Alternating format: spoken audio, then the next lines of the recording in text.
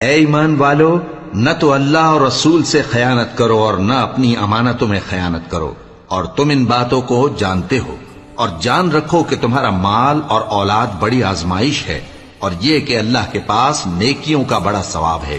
مومنو، اگر تم اللہ سے ڈرو گے تو وہ تمہارے لیے حق و باطل کا فرق ظاہر کر دے گا اور تمہارے گناہ مٹا دے گا اور تمہیں بخش دے گا، اور اللہ بڑے فضل والا ہے۔ اور اس وقت کو یاد کرو جب کافر لوگ تمہارے بارے میں چال چل رہے تھے کہ تم کو قید کر دیں یا جان سے مار دیں یا وطن سے نکال دیں،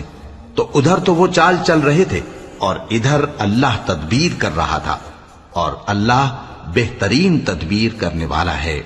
اور جب ان کو ہماری آیتیں پڑھ کر سنائی جاتی ہیں تو کہتے ہیں یہ کلام ہم نے سن لیا ہے، اگر ہم چاہیں تو اسی طرح کا کلام ہم بھی کہہ دیں، اور یہ ہے ہی کیا، صرف اگلے لوگوں کی حکایتیں ہیں۔ اور جب انہوں نے کہا کہ اے اللہ، اگر یہ قرآن تیری طرف سے برحق ہے تو ہم پر آسمان سے پتھر برسا یا کوئی اور تکلیف دینے والا عذاب بھیج دے،